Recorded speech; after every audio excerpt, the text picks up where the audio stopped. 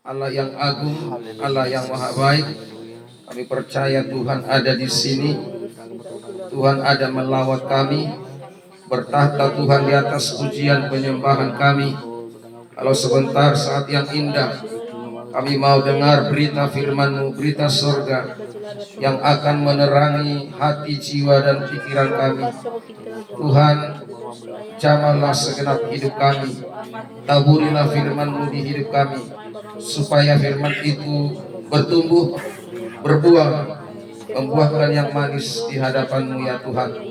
Urapi kami semua, kuasa-kuasa kegelapan, roh-roh jahat di udara yang ingin mencoba mengganggu konsentrasi kami dengar firman Tuhan. Kami tolak, kami hancurkan dalam nama Yesus. Hadirat Allah kami rasakan dengan luar biasa di tempat ini. Kami berdoa dan siap dengar firman-Mu. Haleluya, haleluya, haleluya. Amin. Puji Tuhan, silakan duduk. Shalom semua. Shalom. Puji Tuhan. Haleluya. Baik, kembali kita akan dengar firman Tuhan sebelum kita masuk ke perjamuan kudus.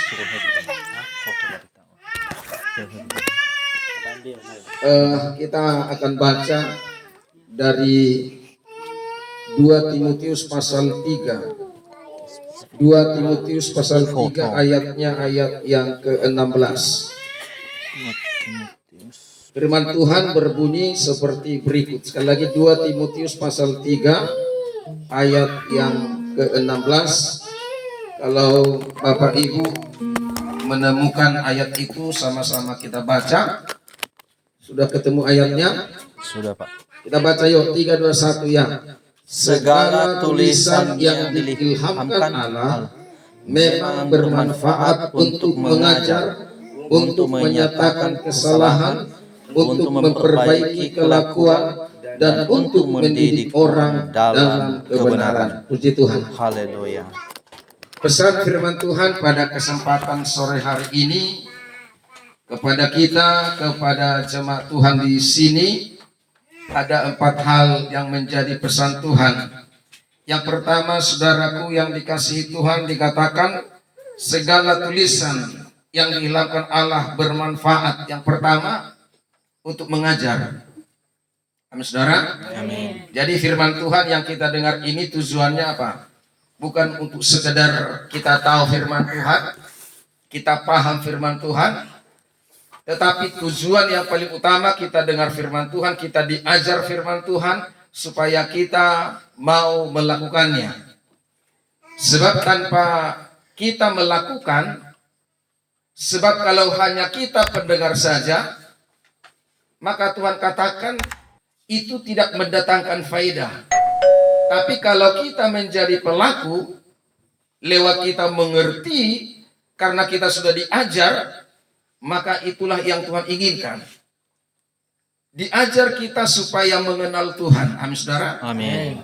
Saya ingin coba tanya dulu kita. Kira-kira sudah kenal enggak Tuhan?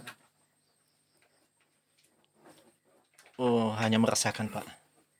Iya. Ada di beberapa tempat saya tanya begitu ya. Kadang-kadang kesulitan menjawab. Dijawab begini. Iya, kami sudah kenal Tuhan. Lantas saya tanya lagi, menurut kamu Tuhan itu seperti apa? Lantas ada yang menjawab, Tuhan itu om kayaknya seperti yang di kalender itu. Pernah lihat Tuhan Yesus di kalender? Pernah, Pak.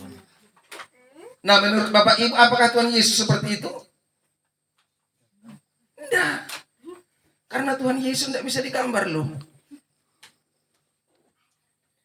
Allah itu nggak bisa digambar. Amin, saudara. Amin. Tapi Allah itu seperti apa? Allah itu seperti kita. Kenapa saya katakan Allah itu seperti kita? Karena Tuhan berkata dalam kitab Kejadian, marilah kita ciptakan manusia itu serupa dan segambar dengan kita. Tetapi yang dimaksud segambar dan serupa dengan kita bukan wajahnya. Karena wajah Tuhan itu tidak bisa digambar, karena Allah itu roh. Tidak bisa terlihat tapi bisa dirasakan. Amin. Tapi yang dimaksud serupa dan segambar adalah karakter kita harus serupa dengan Tuhan. Amin. perbuatan-perbuatan baik kita harus bisa mencerminkan seperti perbuatan-perbuatan Tuhan. Jadi mengenal Tuhan itu lewat apa kita mengenal Tuhan? Tentu lewat firman-Nya. Amin, saudara. Amin. Karena disinilah sifat-sifat Allah itu sendiri dituangkan dalam Alkitab ini. Sifatnya dia maha kuasa, dia rendah hati, lemah lembut, suka mengampuni dan lain sebagainya. Tadi saya khotbah di gereja kita di Induk. Khotbah saya adalah bahwa kasih Allah yang tak terbatas. Amin. Amin, saudara. Amin. Memang betul kasih Allah itu enggak terbatas. Dia sanggup menerima kita apa adanya. Dia tidak melihat, oh ini ganteng ini cantik ini kaya ini punya uang. Enggak. Tetapi Tuhan bukan melihat dari itu, tetapi Tuhan menerima kita apa adanya. Serusak apapun hidup kita, Tuhan mau terima kita. Amin. Amin. Amin. Jadi enggak ada alasan untuk kita berkata, aduh, layakkah aku ini di hadapan Tuhan? Layakkah aku ini berjumpa dengan Tuhan? Karena dosaku sudah begitu banyak. Tetapi ternyata Tuhan tidak melihat serusak apa kita. Tuhan datang ke dunia ini, visinya satu, apa? Menyelamatkan orang berdosa. Amin. Dia bukan datang kepada orang yang sudah benar, tetapi dia datang kepada orang-orang yang berdosa, yang rusak. Supaya apa? Supaya yang rusak itu, supaya yang berdosa itu bisa diselamatkan. Amin. Diumpamakan seperti ini. Dokter hanya memerlukan orang-orang yang sakit. Karena dokter tidak butuh orang yang sehat. Nah, demikian dikatakan bahwa Yesus itu bukan membutuhkan orang yang sudah benar, tetapi Yesus membutuhkan orang-orang yang berdosa. Karena memang Yesus itu ahlinya dalam hal memperbaiki yang rusak. Amin, saudara? Amin. Sekali lagi saya katakan, Yesus ahlinya untuk memperbaiki orang-orang yang sudah rusak. Di gereja kita sana sudah begitu banyak nikah yang rusak. Yang tadinya nikahnya nggak jelas kita perbaiki. Yang tidak ada surat nikahnya kita bagusi. Karena memang tujuan gereja itu adalah memperbaiki yang rusak. Amin. Puji Tuhan. Haleluya. Jadi gereja itu bukan tempat yang kudus. Tetapi tempat orang-orang yang berdosa yang mau bertobat. Amin. Puji Tuhan. Haleluya. Nah, saudara, kita harus mengenal. Kalau kita mengenal dia lewat firman-Nya lah. Karena firman Tuhan katakan bahwa firman itu adalah Allah sendiri. Pada mulanya adalah firman, firman itu bersama-sama dengan Allah, dan firman itu adalah Allah sendiri. Jadi kalau kita mengenal firman, kita mengenal Allah. Caranya bagaimana? Firman Tuhan katakan dalam Yohanes 1 Yohanes pasal 2. Ayatnya ayat yang ketiga. 1 Yohanes pasal 2 ayat yang ketiga. Ada yang ketemu ayat itu? 1 Yohanes, bukan Yohanes ya. 1 Yohanes pasal 2 ayat 3. Ada yang ketemu? Sudah, Pak. Tolong dibaca. Dan inilah tandanya bahwa kita mengenal Allah, yaitu jikalau kita menuruti perintah-perintahnya. Puji Tuhan. Haleluya. Sangat jelas sekali ayat itu berkata, inilah tandanya orang-orang mengenal Allah, yaitu jika mereka melakukan perintah-perintahnya. Jadi kalau kita berkata mengenal Allah, maka kita harus belajar melakukan firman-Nya. Bukan hanya di mulut saja kita mengenal, tetapi lewat perbuatan kita buktikan bahwa kita adalah orang yang mengenal Allah. Amin. Jadi ini adalah kita diajar untuk itu, mengenal Tuhan. Saya pernah pengalaman di gereja kita di sana. Kebetulan ada orang India dia ditugaskan ada pengawas sepak bola di Bangkinang. Dia orang GPDI dari sana. Kemudian mungkin dia tanya-tanya pendeta-pendeta di sana, ada enggak GPDI di sini? Kemudian dikasihlah nomor saya. Kemudian saya dihubungi, katakan, ini Pak Pendeta ya? Iya. Pak Pendeta apa GPDI? Kenapa Pak? Ini saya Pak sedang di Bangkinang. Jadi terus, iya rencana saya hari Minggu saya mau ke gereja Papa. Kira-kira jauh nggak dari kota Bangkinang tempat Papa? Oh, nggak terlalu jauh. Jadi gimana caranya? Nanti singgahlah Bapak di simpang SP2 Sukamulia. Nanti saya jemput Bapak di situ. Tiba hari Minggunya, saya pagi-pagi di sana. Karena kita masuk jam 10. Dia sudah datang juga sebelum jam 10. Saya sudah di situ. Ternyata kami sudah beberapa menit ada di situ. Aku nunggu-nunggu dia, dia nunggu-nunggu aku. Padahal kami sudah sama-sama dekat. Karena apa? Tidak saling mengenal. Inilah persoalannya ternyata. Bukan karena jarak yang jauh yang membuat kita bisa ketemu, tapi enggak. Sekalipun jaraknya dekat, tapi karena tidak mengenal, bisa seperti seolah-olah jauh. Ini seperti cerita saya ini. Sudah bermenit-menit kami di situ. Saya nunggu dia, dia nunggu saya. Ini belum zaman banyak handphone dulu, masih agak jarang-jarang handphone dulu.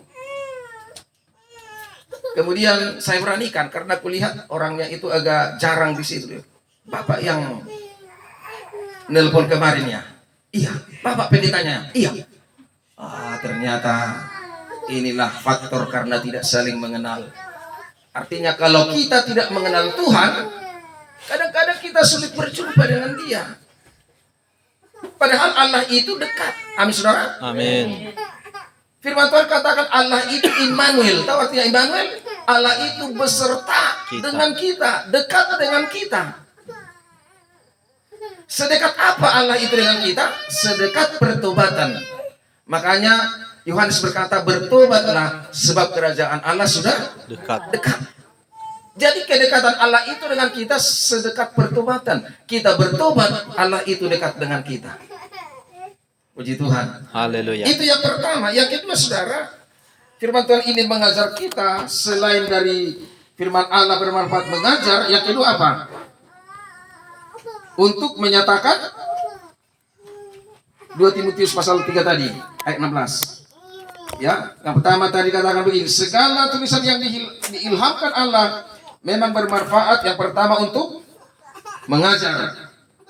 Yang kedua untuk Menyatakan kesalahan. Amin saudara. Amin. Jadi firman Tuhan itu tujuannya apa? Untuk menyatakan kesalahan kita. Jadi jangan marah kepada Tuhan kalau dosamu dibongkar Tuhan. Jangan marah kepada firman Tuhan kalau dosa-dosamu diungkit oleh Tuhan. Karena memang itulah tujuan firman Allah. Menyatakan semua kesalahan segala dosa kita. Supaya apa? Lewat kita tahu dosa kita, kita sadar diri. Tuhan ampuni aku. Aku sadar tidak sadar ternyata saya banyak dosa. Firman Tuhan sudah mengingatkan saya hari ini. Tujuan firman Tuhan itu apa? Mengingatkan kita, menyatakan kesalahan kita. Bapak, Ibu, dan Saudara, suatu ketika ada seorang perempuan. Perempuan ini terkenal, tapi terkenalnya bukan terkenal karena baik. Perempuan ini terkenal karena karakternya tidak bagus. Perempuan yang tidak benar, perempuan yang tidak beres. Kemudian perempuan ini tertangkap basah oleh orang-orang Farisi dan Saduki. Dan ditempatkan pas di hadapan Yesus. Mereka katakan begini, Yesus, ini perempuan tertangkap basah sedang berzina. Menurut hukum Taurat, perempuan seperti ini harus dilempari dengan batu sampai mati. Apa kata Yesus? Dia menunduk ke tanah dan menggores-gores tanah. Kemudian karena didesak oleh ahli Farisi dan Saduki, katakan, apa pendapatmu Yesus mengenai perempuan yang seperti ini? Kemudian Yesus berdiri dan berkata, barang siapa menurut kalian yang tidak berdosa, hendaklah dia melemparinya yang pertama sekali. Ternyata Roh Kudus bekerja di hati mereka, sehingga mereka menyadari mereka berdosa, sehingga mereka tidak berani melempar perempuan itu, karena mereka sadar, oh saya pun berdosa.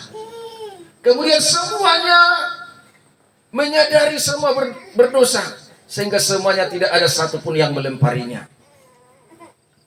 Sehingga semuanya pulang. Hanya Yesus dan perempuan yang berzina ini tinggal berdua. Yesus katakan, perempuan, tidak adakah yang melemparimu? Perempuan itu menjawab, tidak ada Tuhan. Aku pun tidak menghukum engkau. Pulanglah, tetapi jangan berbuat dosa lagi. Amin. Puji Tuhan. Haleluya.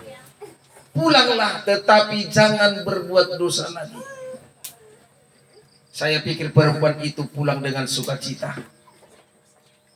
Pulang dengan bahagia karena apa? Karena dia diterima oleh Tuhan. Mungkin orang lain sudah menghakiminya, manusia sudah menjauhinya, manusia tidak menerima keberadaannya, tetapi Yesus mau menerima orang berdosa.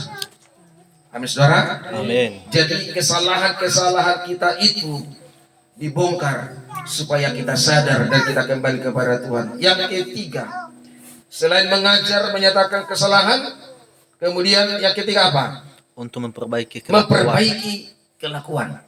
Jadi tujuan firman Allah ini selain mengajar, selain menyatakan kesalahan, tujuannya untuk memperbaiki kelakuan kita. Itu sebabnya anak-anak Tuhan, jangan hanya sekedar iman kita berjalan di tempat, iman kita harus maju. Amin. Amin. Supaya apa? Sebab firman Allah itu membaharui kelakuan kita dari hari ke hari, tindakan kita, karakter kita semakin baik di hadapan Tuhan. Dan yang terakhir dikatakan untuk Mendidik orang dalam kebenaran. Tentu kalau mendidik itu namanya mendisiplin.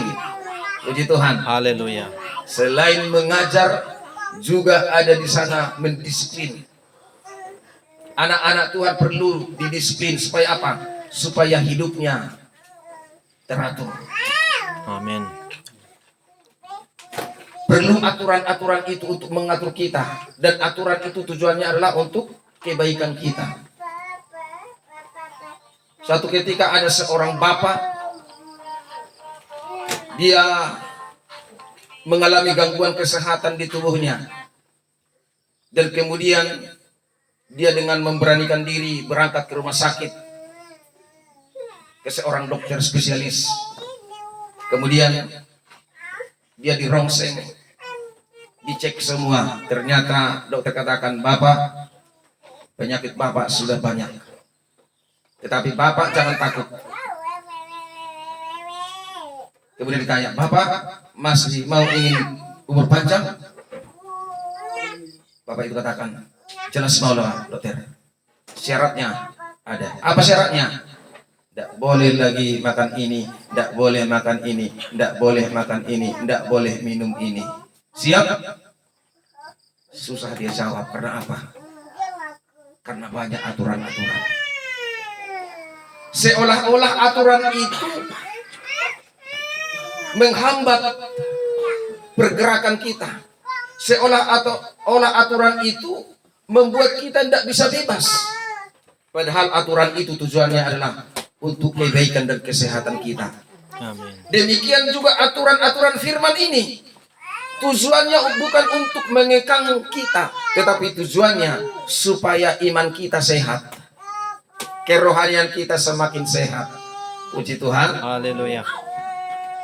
Saya barangkali ya dengan apa namanya, dengan halus, dengan berat hati sampaikan ini. Apa yang ingin saya sampaikan ini sebenarnya sepele. Sepelenya apa? Ini masalah bapak-bapak kita, ini masalah rokok ini.